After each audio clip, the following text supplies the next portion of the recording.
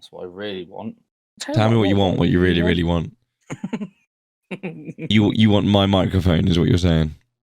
Telling you, I want your microphone. You want my microphone and my Go XLR? Yeah. God damn, that's right. God damn. Yeah, I've got a good mic.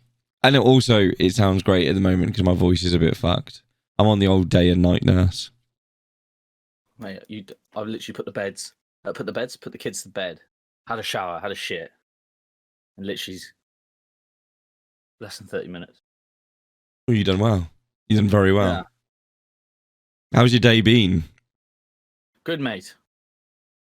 Mine's been shit. Well, it's not really been like I've just been at work today. Yeah, I wish I was at work. I had a day off. Really? Oh, mate, I don't know what you're like when it comes to like planning things, but I'm very like, let's plan. I have to have a plan. Even for my days off, I need to know. Even if the plan is to do nothing, that needs to be in the plan that we're doing nothing. Does that make sense? What's the plan? Yeah. Nothing. We're planning to do nothing. Cool. I'm down. Hate me then. I'm literally like I'll just go on the flow. Spontaneous. Spontaneous? Yeah, you're a dick. I fucking hate lastminute.com motherfuckers. I hate it. And I tell you what, right? I love Lucy. I do love her. But sometimes I think she's an alien. And she does not know me in the slightest. So for the last couple of days, she's been like, I need to go into town. I was like, well, we'll go into town. It's not a problem. To go and get the boy some new school shoes and get some new clothes for the kids and do this, that, and the other. And all I wanted to do was get the kids' haircut. I'm looking like a fucking bush Wookie at the minute because my missus wants me to grow my hair a little bit rather than have a shaved head and be cleanly shaved and all this sort of shit. So we organised to get the shoes, and all this in town. Not a problem.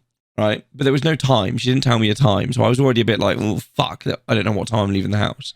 So I thought, we'll just play it casual. We'll just be casual. I woke up, casual. I made myself some breakfast, casual. And then she's still not awake at like 10 o'clock. But the kids are awake. So I'm like, right, well, fucking, let's go. Let's get up. Let's go. Let's go. Finally get her up and we get the kids cleaned up and we head to the bus stop.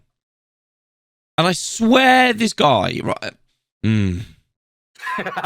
Yes, there we go. It does. Oh, right. So the guy, he lets us on his bus, right? Because he's a bus driver and he drives a bus, and that's what bus drivers do. And what does the bus driver do? He drives a route. And the reason he drives a route is because he's got to pick up all the other passengers that also want to go into town and get on their merry way. Now, the distance from where I live into Oxford city centre is about 10 to 15 minutes on a bus. It really isn't that far. I won't say exactly where we are because people are fucking weird and will want to find out exactly where I live. But anyway, we get on the bus and we get 60 seconds down the road. He suddenly randomly stops, comes upstairs, because obviously we had to sit upstairs because the kids want to sit upstairs. And he goes, right, you got two choices. You can either get off now or you can come with me. I've got to do a detour. My boss just phoned me. I was like, well, what's the detour? And again, I'll leave village names out. But he goes, I've got to drive around that village, then that village, and then we got to go past that shopping centre and head into town. And I was like, I goes, that's only going to take like an extra 20 minutes. He goes, yeah, it'll be cool. I was like, right, cool, whatever. That's what I said to the missus, we'll stay on the bus. Stayed on the bus. An hour and a half this took. And then he went back past my house. Hadn't even made it into fucking town. This motherfucker, hour and a half. We went around the same village twice. Right? Same village twice. And then he turned around and went back the way he just came and then drove back past my house. Oh, mate. You should have got out. Mate, I should have got off. I know. Such a waste of my time. And I hate wasting time, right? Kids have fun, right? Oh no, by this time, even my son was laid there going, what the fuck, Dad? Like, what are we doing on this? My son is like a mini version of me. He hates it. So he was like, bro, what are we doing? Dad, what is going on? So my missus gets up and she sits at the back of the bus with my daughter. My daughter, meanwhile, was looking out the window at anything that's shiny and going, it's brilliant. And my missus is like, yeah, this is great. We're on a bus. I mean, my son at the front wanting to smash our head against the window. We get into town. No one knows where we're going. I'm like, right, well, you've planned this, babe. Like, where are we going? Let's buy cookies. Why are we buying cookies? I could have got you cookies from the cupboard at home, but no, we have to go to this special cookie shop. So we go to the special cookie shop. It's not what we went in town for. Wasn't a part of the plan. There was no plan. Get the cookies. Kids eat the cookies. Daughter's now covered in fucking chocolate, looking like an absolute animal. We got no baby wipes, so we have to use a dry napkin. So she's screaming as we rip her skin off with sandpaper. Yeah. Then we go and get half the shit we need. And, right, so the damage is already done, right? At this point, my missus can see that I'm about ready to jump off a bridge. She goes, right, let's jump on a bus and go home then. I goes, hang on a minute, you've only got half the shit you wanted to get. Yeah, but I can do that another day.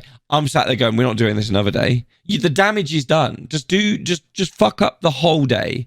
Don't fuck up half the day and then try and save it. We're there. Go to the shop. So we get the kids some milkshakes so that they'll be quiet. My missus goes to the shop, comes back with two things. One thing. She bought a hair tie. She wanted loads of shit from this other shop. Come back with a hair tie. One thing. I'm like, brilliant. That was a waste of time. Then I see what I believe is our bus. And she goes, nah, it's not our bus. So, all right, cool. Not our bus. We're chilling, slowly walking up the road. Then she goes, oh. I'm like, what? And she went, that is our bus. Fuck's sake! So I pick the kids up pretty much and I'm running for this fucking bus. There is no way I'm missing that bus and spending more time in town. Thankfully, we get on the bus and the guy himself is in a rush. So he's like, yeah, just get on. And my kid's like, should we go upstairs? And I can hear the driver go, don't go upstairs. I'm about to accelerate. He puts his foot down and we make it home. Fuck me. I hate wasting time. That's been my day. Right? And I was playing games with Dalesy last night. And he goes, I love my single life, just being at home and chilling and just doing whatever I want. And that was ringing through my head the whole time. that motherfucker's just at home playing World of Warcraft, chilling, living his best life when I'm in town doing nothing I want to do on my day off. Not one thing. There wasn't one thing I wanted to do. And then we got home and she went out in the car and went shopping again. Left me at home though. I stayed in my woodworking shop, calming down, just throwing wood through power tools to calm myself down. Sounds like you had an eventful day. So as we were going on about last time doing Sober October, today's the first we shouldn't be drinking. I've broken that. I've broken that today. I'll be honest. I've done fuck all. I've done no exercise. None, apart from running for a bus, carrying two toddlers under my shoulders, and I've been drinking. Really good day as well. Look what I've done. so day one went down a fucking corker. Treat. All right, cool.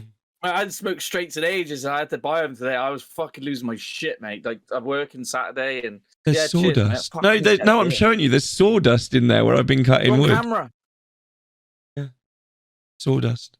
I can't see. Let's have that. Oh, wrong camera. Yeah. Oh God! Hey, for your old man, He was a chippy. Yeah. I bet he drank some wood there, Dad. That's the first time I've had any wood in my mouth. I'll tell you what, this is the old Southern comfort, mate. Can't go on that. You've had plenty of wood in your mouth, I've heard. No. How was your old man? Yeah, so my old man. So it's been an emotional week, to be fair. So my old man's not very well. He's got heart failure, and we went in Tuesday in A&E. So originally he rang up his wife, my stepmom, rang the ambulance, and they said he's struggling to breathe. A bit like last time. Right. Can't hold a conversation. Dizzy, lightheaded, feel sick, everything. Heart hurting, pounding fast. And the ambulance said there'll be 2 hours. 2 hours. Mad. So when I heard that, I went down to I fucked off work, went straight to my old man's, and mate, he was in a bad way, man. It was sad to see, and he was worse off. He was cold, purple lips, like he was like I don't know. He could have potentially been having a slow heart attack. I don't know. I'm not a fucking medic. Well, not a doctor, shall I say? And then I rang the ambulance and said he can't fucking breathe. Like we need him. We need it now. Like now. like this second, but they answered asking all these fucking Yeah. questions, mate, which took, by the time, I don't think I even got through the questionnaire. The ambulance showed up. By the time I finished, I went, it's here now, bye. Do you know what I mean? What a waste of a phone call, like, you know what I mean?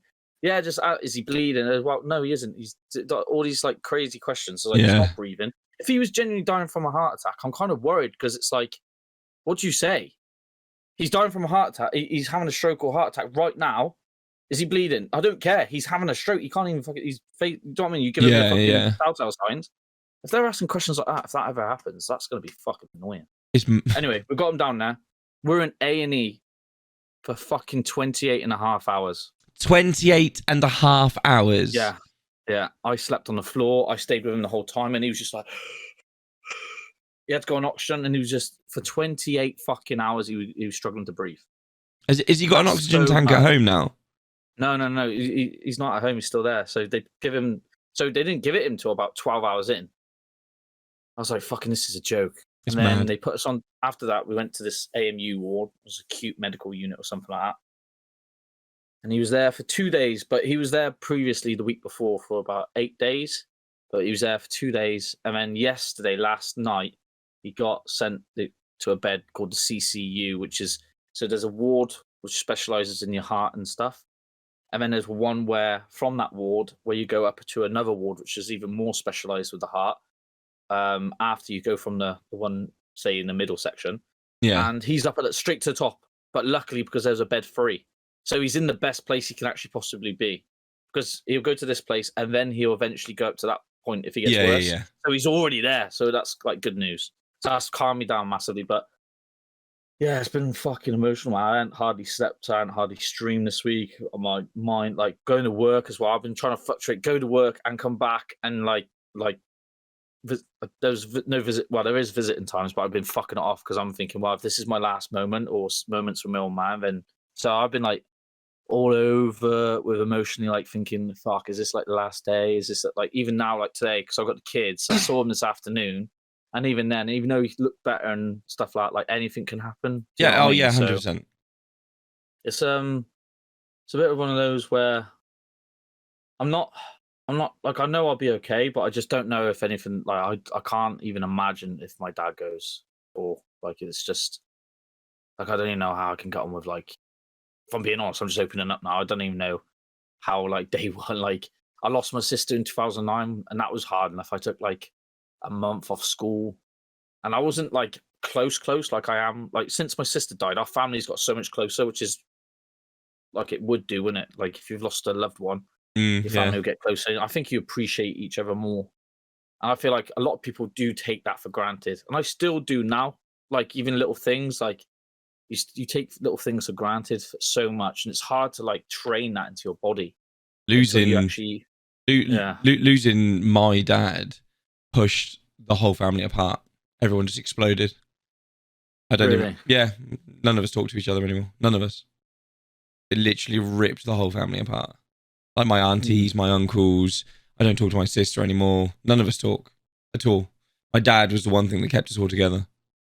And then when he passed away, it was very apparent that people were only interested in money. So my aunties and uncles were like, oh, your dad owed us this or this, that, and the other. And everything just turned to shit. Oh, when it comes to money, especially with death, man, it's fucking crazy, isn't it? Oh, mate, it's horrific. It's absolutely horrific. But the situation you're in now, I remember it extensively. Because how did your old man die? He just went... When did... You're such a twat. I'm trying to have a fucking nice conversation here. You're making it like this. Okay. So he died like that, but how did he die? Like, how old was he in, when? He was around 60, like just before 60. He run his own building firm and he worked with asbestos like it was nothing. Went into a loft, done loft conversions with asbestos. And that was back in the day when there was no like health and safety. No one knew what asbestos was really. It was just a good building material.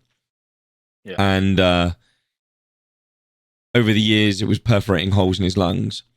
So I remember when I was like 9 years old, he lost his business. Now I grew up in a family with money. So when Dad's lost the business, he kind of lost his marbles a little bit. My parents broke up. I didn't speak to my dad for a long time. And then when we kind of got back in contact, I realized his health was really, really shit. And he was breathing on oxygen tanks. He looked like Scuba Steve everywhere he went. Massive geezer. Scuba Steve, 6'4", shaved head, weighed over 20 stone, mostly pure muscle. Like the geezer was just a walking tank. Unit. He was a unit, a fucking unit. That had to walk around with his oxygen tanks. He had 20% of his lung capacity, and he lived on a 3rd floor flat. Stupid bastard. And because he was so big, he eventually went onto the lung transplant list. Now, when you're on the lung transplant list, it can take years before they find lungs that will fit, because it's not only do they have to genetically fit, but they have to physically fit. But because Dad was so big, his chest cavity was massive. They could fit basically any set of lungs in him. So sadly, an 18-year-old kid had a motorbike accident in Scotland, and luckily he was on the donor list, and they sent the young lad's lungs down to London, and they phoned my dad up and say, "Oh, we got some lungs for you." So he phones his sister. She drives him into London. He'd had about 3 or 4 phone calls before saying they had lungs for him, but when he got there, they weren't compatible. So they do 11 tests on the organ, and when they get to the 8th test, they phone the person that they're intended for, and they do the last few tests while you're making the journey. So while you're making the journey, there's still no guarantee that the organ's going to be genetically right for you. At this one particular time, they were. So we got there. He got there. And then that morning I was supposed to be working, and I was sleeping at my girlfriend at the time's house. And I got the phone call saying, "You need to get to the hospital. Dad's having his lung transplant." So I woke my girlfriend up because she was the driver at the time. I didn't have a car. She had a little Volkswagen Polo, something like that. Nice. And she drove me to London, and then she stayed with me, and they had a hotel at the hospital and everything, and we stayed there. And we're there, and the waiting room was really small, and all the families were in the same waiting room, and there was this Asian family there. And it was so, everyone there was like cattle. They had to be like cattle. There was no emotion. So a doctor would come in, and he said to this Asian family, he goes, "I'm really sorry, but your 20-year-old son just passed away on the operating theatre. There's nothing we could do." Didn't take them into a different room, just said it like it was nothing. How it is, yeah. And that family just fell apart. We're sat there, and my dad's in the operating theatre. Their son's in the operating theatre. They've just been told their son's died, and we're all just there like, fuck, this is real. Now, thankfully, my dad survived it, but then for 6 months, he didn't know who I was. He forgot who I was. He forgot everything about me. I didn't exist. Every time I would go there, he kept grabbing my hand and saying, "Dan, you need to help me escape. The nurses and doctors are trying to kill me." He was so high on medication. It was the most awful thing when you'd go and see your dad, and you would walk in the room and he would just scream in fear, in pure fear, because he didn't know who you was. That killed me when he forgot who I was. And but luckily he got through that, and then we managed to keep him for another 5 years, and that was insane. An insane 5 years. So we had to go to hospital all the time.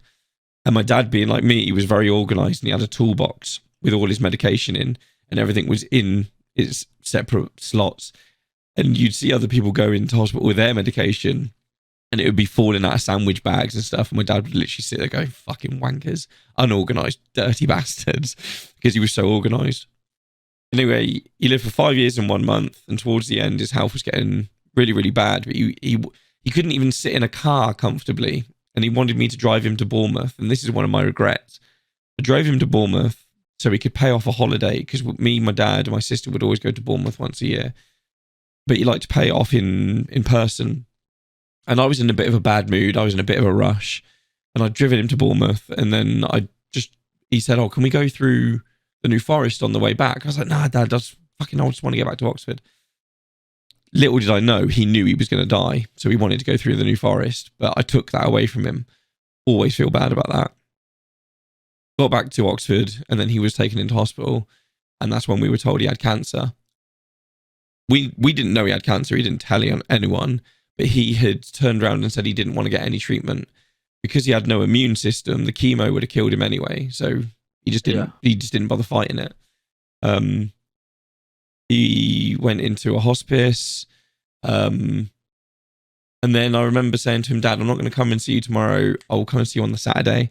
And we'll have a picnic. We'll go and have a picnic outside the hospice. We knew it was palliative care. He was going to pass away. But there was me just being stupid, being like, oh, you know, he'll live another couple of days. I can come back and have a picnic with him. So I didn't go and see him on his last day alive. And the morning of the picnic, I got a phone call from my sister at 8 o'clock in the morning. And I was like, I'm on my way. I'm just getting dressed. And she went, no, he's gone, Dan. What do you mean he's gone? Where's he gone? And she went, he's died. I was like, oh. And that was the weirdest fucking thing. The weirdest fucking emotion. And for weeks leading up to it, I rode my motorbike to London to go and see him and stuff. And I used to have if I've got any footage of it still, I'll put it up. If I have the bollocks to. But I used to use my motorbike as a diary. And I had a microphone and a camera. And I remember riding to the hospital going, this might be the last time you see him. This might be the last time you see him. Make the most of it. Make the most of it. This might be the last time you see him. And nothing can prepare you. Like, I thought I was prepared for it, but nothing can prepare you. Nothing. It was the weirdest fucking thing. But what I do find kind of funny, although it's horrific, is he died on the toilet. And there's a science behind it. A lot of people die on the toilet. When you're on the loo, you're using an awful lot of oxygen. All your muscles are contracting to push your feces out. So your muscles use a lot of oxygen. You find it hard to breathe. You don't really think about it. You're in a small room. It's not a big room wherever your toilet is. So there's a lack of oxygen. My dad started to panic because he couldn't breathe. And that's what killed him, is he stood up. And because he was 6'4" and so big, he went lightheaded. Lack of oxygen, he passed out. As he's falling over, he hit his head on the door handle and it split his face open and cracked his skull open. And he just bled out everywhere. His face was bleeding everywhere and he just choked to death on the floor in front of my sister.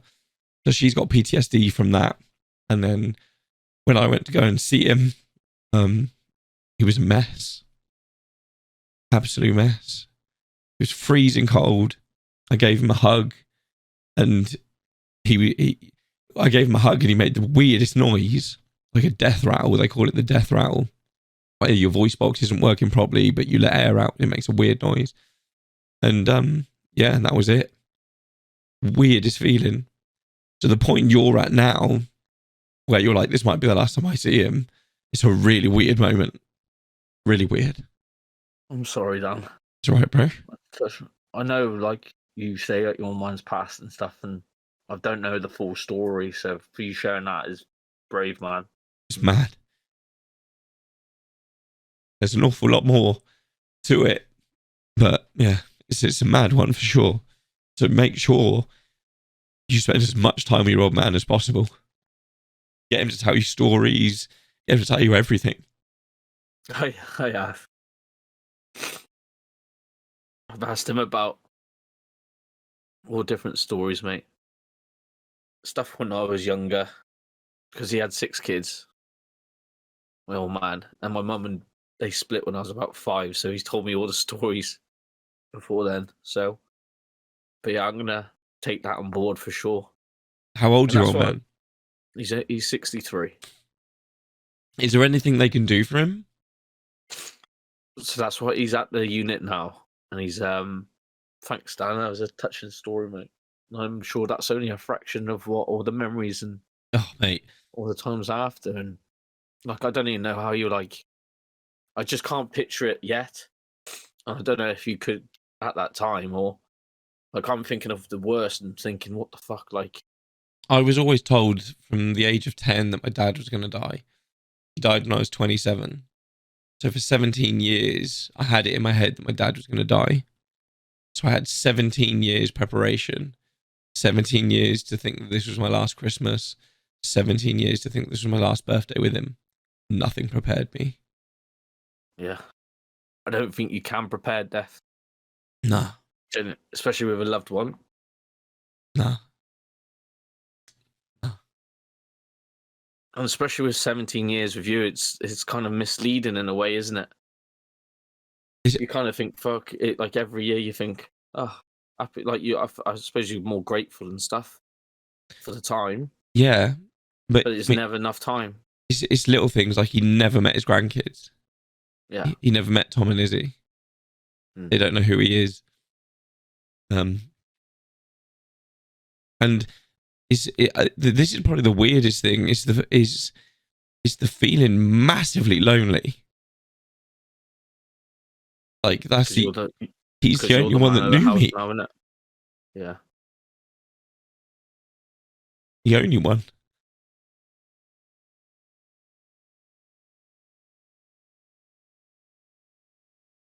So having my son, having Tom, it's like the roles have reversed. So that's why I tell him he's my best mate. Because he really is. Yeah, and I see so much of me in him. It's like my little clone, and I'm a clone of my dad. So it's kind of cool having Tom. Like, I'm closed to my door, obviously, but my boy is like my best mate. And it's for that reason. So yeah, make sure you make the most of him. Yeah. I've tried to do my very best this week. And it's just visiting times now. I'm just happy the old COVID malarkey's gone because I don't think we get any visitors. So it's the same with work, you know. And just on a happier note, one time he was left alone to look after me as a kid. I must have been about 7 years old, and so Mum left the house, and one thing she said is, "Don't take Dan in your workshop." My dad was a carpenter by trade. Don't take Dan in your workshop. You don't watch him properly when you're in the workshop working with your tools, and he's going to end up getting hurt. She was like, "Yeah, not a problem, Lorraine, not a problem." So anyway, she went out, and that's it. As soon as she went out, Dad went, "Come with me." I was like, "What?" Straight to the workshop. No. We went straight into the kitchen, straight into the larder, and we had Burger King tomato ketchup things. So we got one of those, and he sliced the top open on one of those.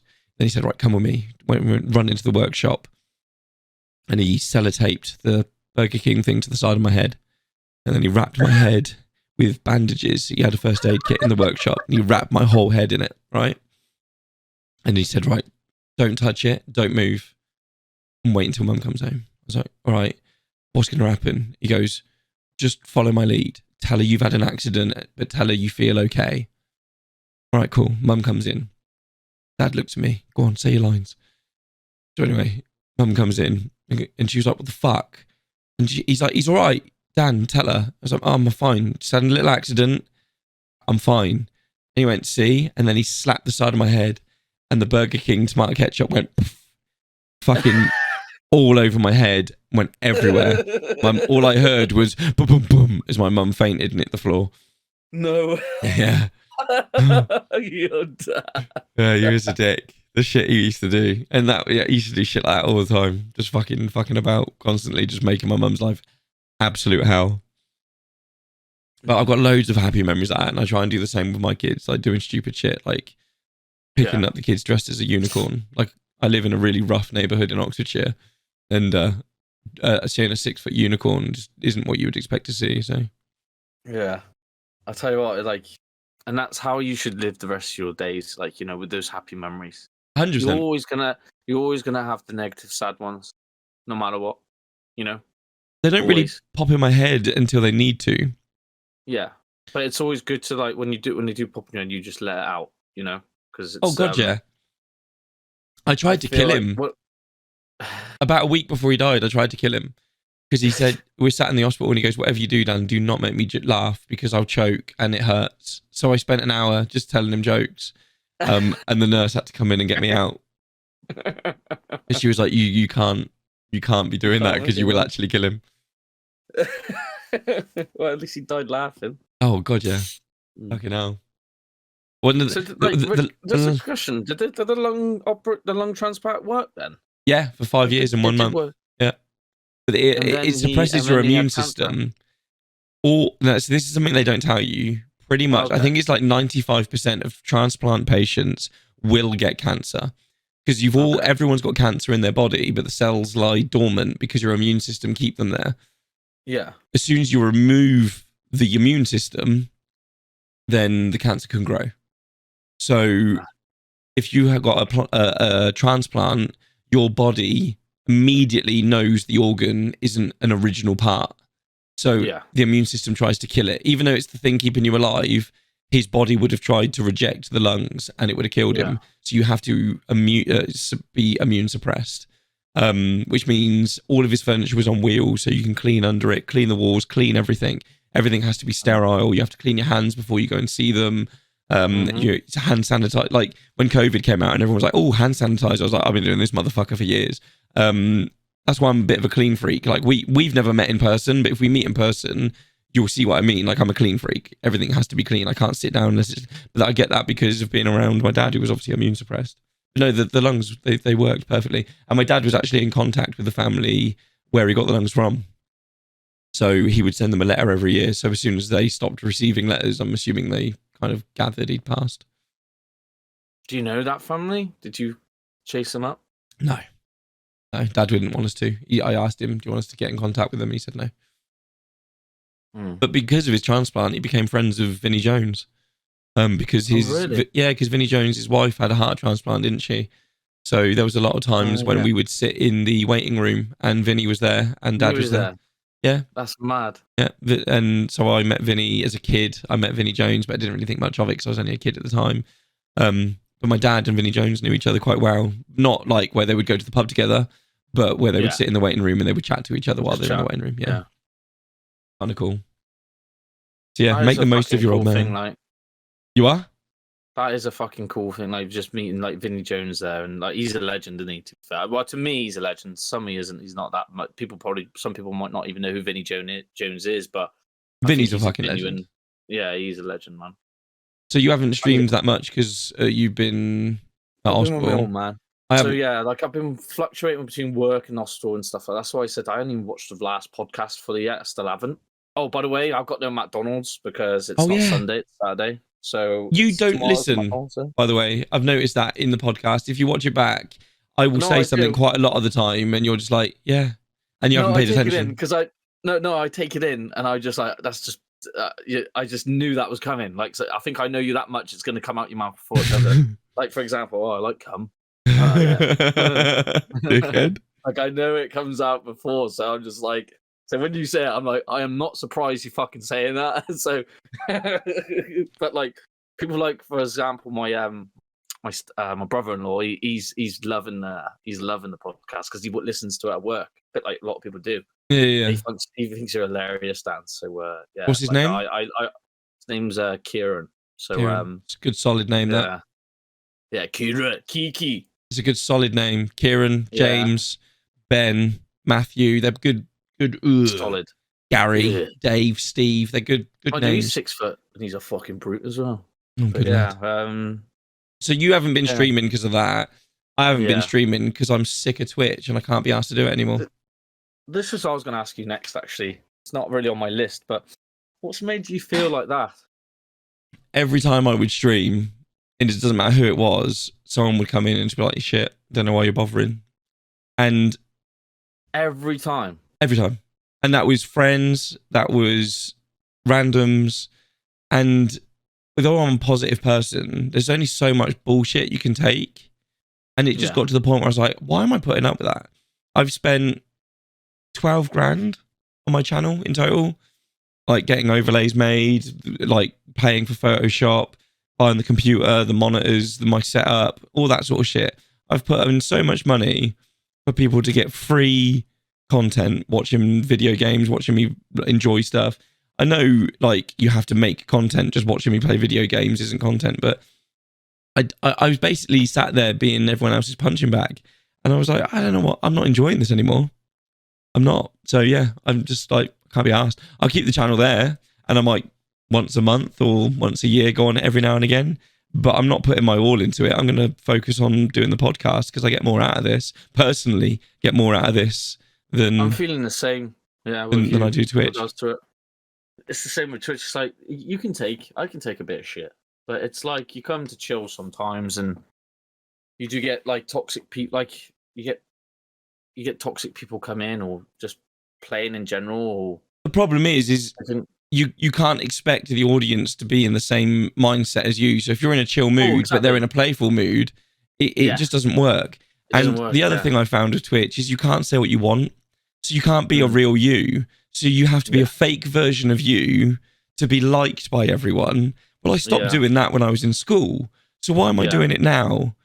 To get anywhere? And if I did get famous through Twitch, through being a fake version of me, who have I lied to? Them? Or am I lying to myself? Yeah, exactly. So I mean, unless you're like for example, Dr. Disrespect, who his content is a character, or but he's not being himself. He's like that for who he like. He's not being himself. He's just being his image.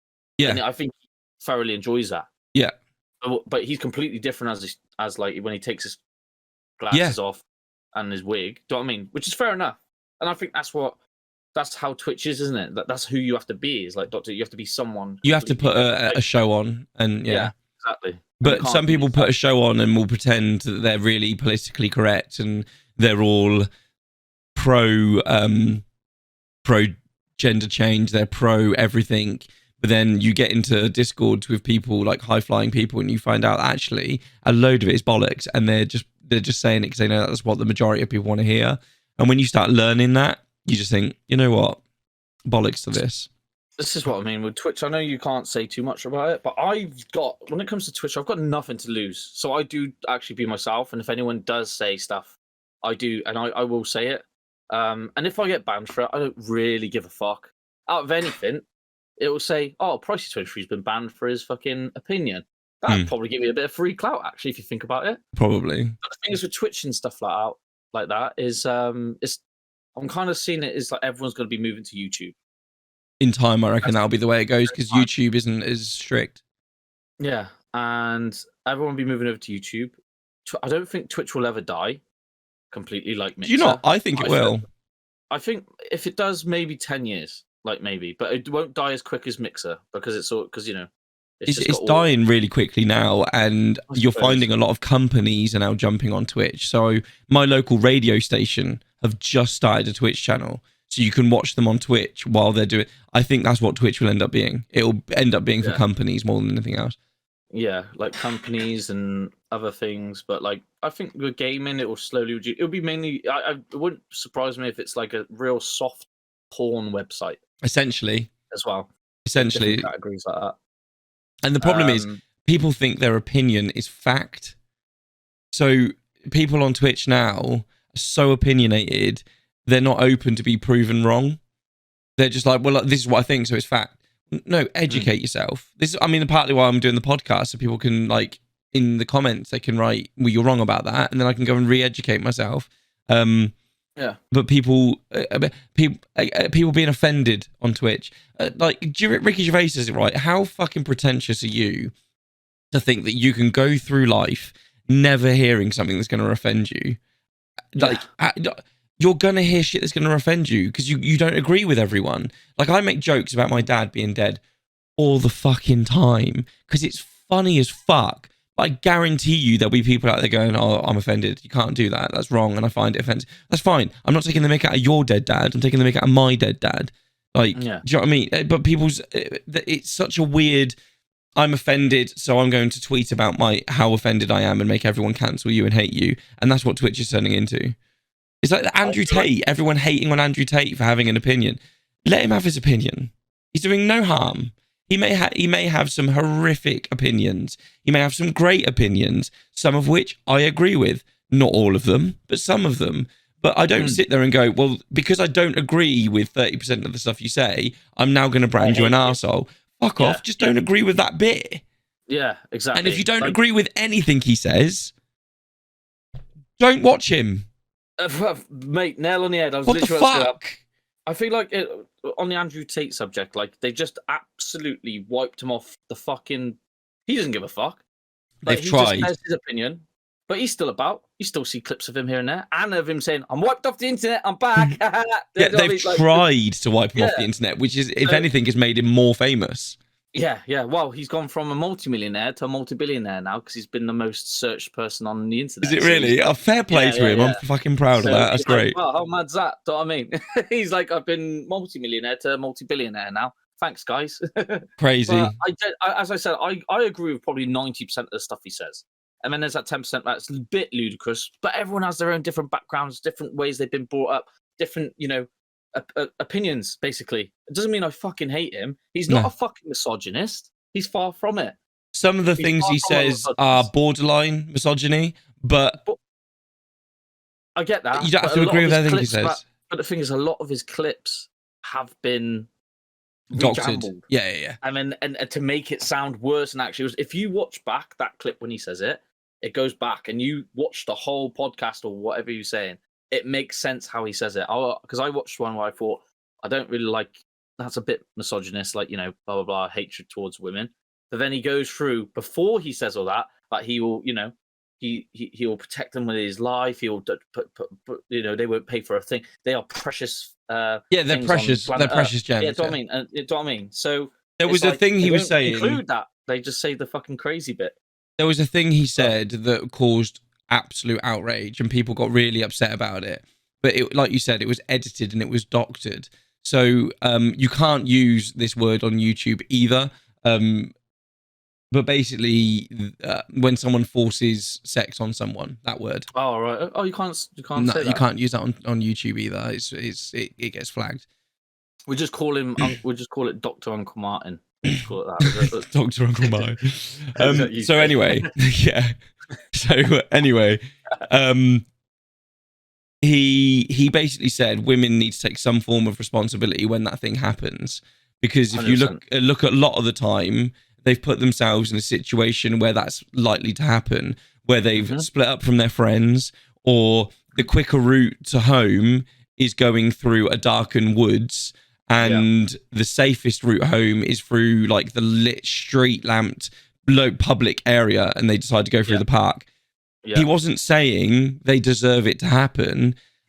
What he was saying is, in an ideal world, that act wouldn't exist. In an ideal world, no man would ever look at a woman and think, I can do that to them.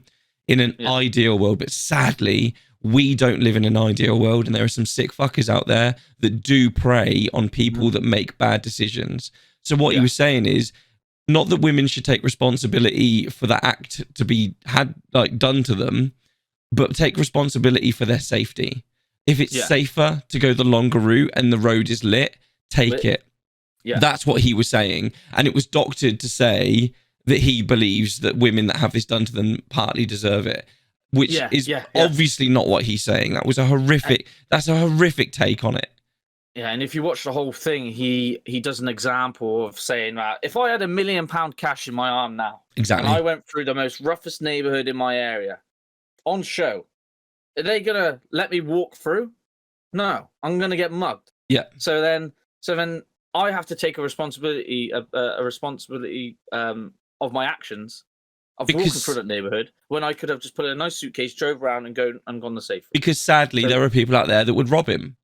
Yeah. You have to, like, even me now, if it is, I'm 6 foot, normally got a shaved head, and I look quite grumpy most of the time.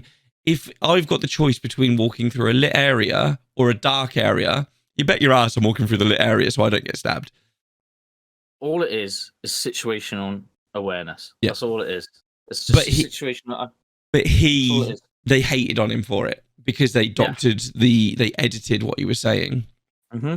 And that's why you got to be very careful with what you say, because people can edit it crazy amounts to the point where it gets out of context. This will probably get edited one day. From it might do, it might not. But like, do you know what I mean? It is crazy, and people didn't see that at the start. People just see the video and don't do the research or actually look into it. They just see it on TikTok and they go, "Yeah, dickhead, misogynist, prick. And That's it. they immediately go to TikTok, to Twitter, to let everybody know that they've decided. Like anyone gives a fuck. Yeah, and it's like, oh, thoughts on Andrew Tate, and it's like, well, I agree with 90% of he says. 10% I don't. Doesn't mean I don't like him. Doesn't mean I'm going to be his best mate when I see him. I'm just saying, good luck to him. He hasn't hurt me. Hasn't hurt anyone I know. So get on with his life. I don't give a fuck. And then there's people saying that he was human trafficking. Did you see that one? Yeah, and hitting on it just turns out it was just a girl that was cheating on her boyfriend, and she said that she couldn't get out, it wouldn't let her leave, so he phoned the police, and then actually she was just cheating on her boyfriend. Yeah, and another one where his ex said he was hitting him, but it was part of kinky play, and then she released a video saying that. Yeah, and then people are saying, well, he's paid her off, but I don't think no woman would accept the money if they've been beaten up. If their abuser was publicly being flogged, and he said, if I give you £10 million to make this go away, no woman in their right mind would go, yeah, I'll take the £10 million. Not a chance. No, not for her life. If it's affected her life that much, exactly, or anything really. So anyway, I want to ask you a really random question. Yeah, go on then. Do you reckon... Sorry, I've got paint on my arm. I'm trying to get it off. I've been painting today in the woodwork shop.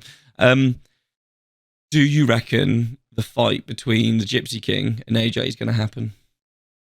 This is a real raw subject that I've been seeing on the web, because I don't really know who the fuck believe. Like, some people I've been looking at, but AJ's been cancelling the fight. Yeah. And he's been pulling out all the time. Yeah. And then I've heard that Tyson's been actually pulling out. No, so I really don't know. But I believe Tyson's been putting the contracts out there, and AJ. So my opinion is AJ's been pulling out, being a bit of a pussy, not taking the fight when he should do, because he knows he's going to get knocked out.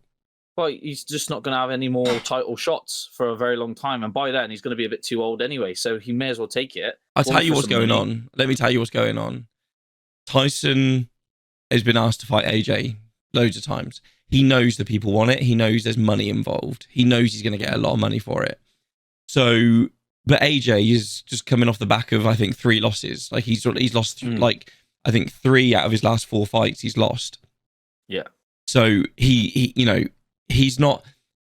The Gypsy King's been fighting since he was like 5 years old. AJ only started fighting in his late teens when he was about to go to prison. So the skill set between the two of them... Don't get me wrong, AJ is obviously very skilled, but he is a bodybuilder. He's just a big geezer that knows how to throw a punch. Whereas Tyson knows how to throw them, take them, weave. His movement, everything about him is he's a fighter. So the Gypsy King knew for a fact he was never going to get AJ to agree to a fight unless there was a title on it. So the Gypsy King said, "You can have this bout. This bout you can have if you can beat me," and that was to lure AJ's attention. Got AJ's attention. AJ said, yeah, I'll take the fight, but we need to discuss money. Obviously, the Gypsy King wants the bigger amount of money because he's putting the bout on the line. He could lose the bout if he loses the fight. So he's obviously going, I want 70%. AJ's going, I want more than just 30 for the fight. And that's where the agreement keeps falling down, is they can't agree on money. I heard it was 60-40. It might be, but either way, that's what it'll be. It'll be about money. They'll never say it, but it'll be about money. If I'm being honest, I don't even really want to see AJ and Tyson fight. Why? I want to see Tyson and Usyk, mate, because those two are very similar fighters, and that's the fight you want to watch because Usyk beat Joshua twice. Yeah, very easily just outboxed him out, and Tyson's a boxer, so that will be the fight you want to watch. 2 very similar styled, head weaving, very experienced fighters, boxers, shall I say. At it, and all bouts are in as well, and that's the fight you want to watch. I want to see Tyson. I think we all know, but I think everyone knows it. I think Tyson will beat AJ easy. But when Tyson come back, because obviously he had a rough dark period, I didn't like Tyson. I thought, what a gobshite, blah blah blah. No one did. He's fucking overweight. He's just I thought, mate, you're a bumder now, mate, as he calls it. You're a bumder. You're a bum, fucking, yeah, you're what's he say? You're a dosser, fucking dosser, yeah, mate, that's what you are right now, a fucking dosser. And then he lost all that weight, and then he come back, and I thought, mate, to be fair, Tyson Fury shut me up. He's literally proved me wrong. He fought mental health and came back. Yeah. And I think fair fucks you, mate. Like, I hope you do really well. And he's smashing it still. And most of his money watching him, he puts into mental health. Like, he sold his Rolls Royce. Did he have a Rolls Royce or a Bentley? But anyway, a Bentley. He sold his Bentley. He sold his big house. He's back to living in like a caravan type thing. Like, he's back to his roots, and he has the money, but he doesn't spend it. He gives it to charities now. He just fights just because he knows he's the best. I reckon he would fuck AJ up, and I would love to see it. I would. And then I'd like to see Tyson fight Usyk. Well, people say like all it takes is one punch in heavyweight boxing, which it does. It can do. But I think the biggest hitter in the heavyweight at the moment is probably the bronze bomber, Deontay Wilder. Yeah, I mean, he knocked Tyson down. Tyson then got up and beat fuck out of him. In the same round. Yeah. Like, so it's going to have to be some hell of a punch to... Someone's got to walk in there with a sledgehammer to knock Tyson Fury out. I think so, yeah. It all depends, isn't it? It's like... And he hit him hard, and Bronze Bomber is probably the biggest hitter. Then it's probably AJ, and then. But the thing is with AJ, he's put too much weight on. Like, he hasn't got that aggression like he used to when he started. Did you see Jake Paul is under fire? Oh, is he? What for? Because he accused the boxing promoter Eddie Hearn, I think his name is. He accused him of paying off the judges. Who did Jake Paul? Paul accused Eddie Hearn, because obviously Jake Paul fights under Eddie Hearn. Eddie Hearn manages him. Oh, there's that fucking Casio. So he pays. Yeah, yeet. So Eddie Hearn is the boxing promoter, and Jake Paul said that Eddie Hearn pays off the judges for the wins, which is a massive legal implication. So now it's going to court. Like, Eddie Hearn is taking him to court for defamation. I think Jake Paul is bitten off more than he can chew with this one. Yeah. Let me see if I can find a thing on it. Well, I think he should. He is a bit of a gob. If I'm being honest, he's a gobshite. If this ever comes back here, I would fight Jake Paul in a fucking ring. Generally, give me like 4 months. Solid training every fucking day, 3 times a day, and I reckon, and I'll put a bit of weight. Well, I'm actually not bad weight at the moment to fight him, to be fair. I would fucking destroy him. I would genuinely, like, because who's he for? That's actually decent. No one really. Exactly. Eddie Hearn explains why he is suing YouTuber star Jake Paul. I don't like all this YouTube and boxing bollocks, to be fair. As a boxer myself, mate, I just genuinely think it's just. It's a fad. It's just crazy. Isn't it? It's just, yeah. But I get if people have beef with one another, they can get it out in the ring, especially with YouTube. People, bitch about one another all the time. I suppose it's a safer way rather than actually fighting in the street. But like, I'm old school. Call me old school. But if I've got beef with someone, I don't need a ring, cameras, and all that to fucking prove a point. I'll grab you like one by one in the street, anywhere, anytime. Like, I just verbally abuse people. I'm very good. Yeah. I'm very good with words in very difficult situations. Yeah, I'm terrible with words, and that's how like we've been we don't even speak. By the time they spoke, we've ended it already, and job's done. So that's how I've been brought up. Anyway, I remember one guy was about to punch my fucking skull in, and I said to him, I goes, "Yeah, go on, punch me." And he's like, "Why aren't you fighting back?" And I goes, "Because I'll fight you with intelligence, mate. You punch me, I'll phone the police, and you're the one that's going to get done, and I'll just be at home eating Mackies." And he was just like, "Fuck you." And I was like, "Go on, punch me. I want you to punch me." Secretly, I did not want him to punch me. But I was just confused in his brain. I was like, "Go on, punch me, bro. I'll fight you with intelligence. Go on, I won't even fight back. I'll let you hit me. You hit me twice, go for it." And in the end, he backed down and walked away because he was just like, "You're fucking weird." Anyway, Eddie Hearn has revealed he is suing Jake Paul because the YouTuber refused to apologize for alleging the promoter had bribed a judge. Paul accused Hearn and his company, Matchroom Boxing, of paying a judge before 2 world title fights earlier this year. Hearn initially revealed he was considering taking legal action against the boxer before filing a lawsuit seeking $100 million in damages for defamation. Wow. That's going to be interesting. Yeah. The outcome that's going to be. 100%. 100%. That will shut There's someone up. There's a lot of that going on at the moment, isn't it? Defamation and all that. What's going on? What's going around? Say it again. You know, everyone, you know, accusing people and stuff like that. What's the word though? I love the way what? I tell you, you know the word. Don't take the mick out of my speech, okay? I got a peach impediment. Deformation. Deformation. Defamation. Defamation. Deformation sounds like football. They're out of formation. They've deformationed. Defense. There you go. Defamation. Defamation. There you go. See, I've learned it now. How to say it properly. Defamation. There's a lot of that going around at the moment, anyway. When it comes to like Hollywood stars and shit, innit? Well, I think it's always been around. To be fair, there's a lot of people going, "You can't say that about me." Yeah, because it is though. If you're someone big like that and you're just making up rumors, it'll affect your brand. Like old Amber Heard trying to hurt old Johnny. That was I actually really enjoyed that. Yeah, I think Johnny did as well because he was just like, "This is mental."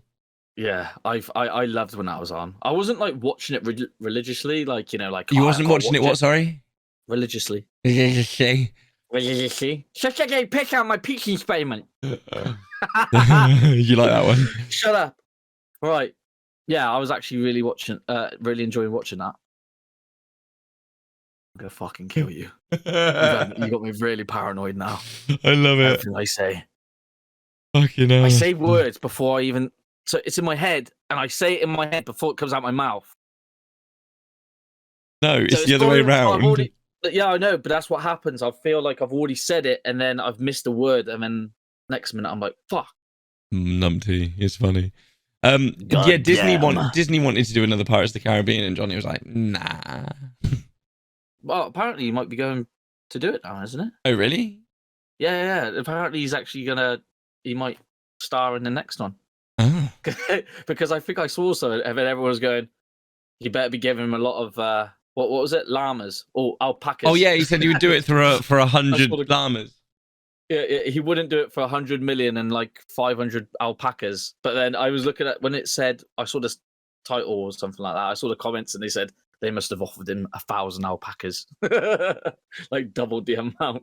Just quickly, do you remember? I was telling you about Joe Rogan's first ever sponsor. Have you got one? Did you buy one? So I can't show it on YouTube, so it's not for their camera. They can't see it. But yeah, I got one. Right. So that's that. What, is it just my reaction? Yeah. Well, it's both our cameras, right? Oh. That's class. Right, and then so that. Hang on, I'll put it so it's just a flesh. That's a fleshlight. Change it to a. How big is it? That's quality. How much was that? Big enough. Big enough. So yeah. So was it like a machine in there or anything, or was it? No, it just feels like the business. Like jelly inside. It yeah. Oh really? It feels great. That's amazing. How much was that? I can't, like 50 quid. When did you get that? When we were talking about it? After we last spoke about it, yeah. So I can't I can't show the ends off on stream, but I can show them that bit. Like it's all encased, right, okay. But because obviously it looks like for obvious reasons. That's wild good. Let us know what it's like. Have you tried it already? Yeah, it's great. Is it? It's great. It's really good fun. Oh wow! Really good fun. I'm really curious. I didn't have to buy it flowers. I didn't have to ask how its day was. What the plan is today? I didn't have to give it a cuddle. And it didn't give me any excuses as to why it wasn't shaved. Because it was. So yeah, no. Great investment. Yeah. So if you want to sponsor us, Fleshlight, feel free. Yeah, give us a code. Well endorsed. I'll use the code to get my one because I'm a bit. But I'm getting good reviews from the old man himself. I'm going to call you the old man from now on. Yeah, feel free. I'm older than you. Yeah. When's your missus back? I don't know, but she's going to come 100%. Yeah, she's going to come back drunk, and I don't know what it is with women when they're drunk, but they just want sex, don't they? Amazing. She's one of them who goes, "Come on, then, fuck me," and I'm just like, you're drunk as a skunk and I'm sober as a judge, and like, you know, like, this is weird. This is me taking advantage of you, right? No, I don't care. Just Yeah, do technically, it. yeah, it is, And I'm isn't it? like, hang on a minute. No, I'm not. I don't feel like, no, just do it. And then they get really angry if you don't. And you're like, oh, okay. And then you're a bit skeptical about doing it. And then You next almost minute want to you're loving film it. consent. You almost want to get it on It's like, video, look, right? sign Tell this, me now sign this. this is Yeah. okay. Yeah, they can't even fucking speak, and you're just like, yeah. You should record them before they go out. So when you come back wanting sex drunk, do I have permission to put a finger in your bum to do it? And then they'll go, yeah. And then you've got it on recording. Yeah. And then you just slip a finger in the bum. You never know these days. You never know. You just slip a finger in the bum. Just a little. More than a finger. But yeah. Dickhead. Fist. On that note, we've hit an hour. Happy days. Thank you for the chat and thank you for the heart to heart. It's right. I'm always here if you need me. Just give me a ring. And then what will happen is you'll tell me that your dad's like really bad and stuff, and then I'll tell you that it could be worse because my dad's actually dead. So don't like try and be like one of the cool kids. Don't try and get into our group until your dad's actually dead. Then when your dad's dead, I'll send you a badge and you can be a part of the dead dad group. Well, I'm even better because I'm part of the alive dad group. Oh, now you're an elitist. My dad's alive. Nah. All right, I'll remind you of that. It's one of those. Yeah, when he passes. When you phone me and go, oh, my dad's just died, I'll go, nah.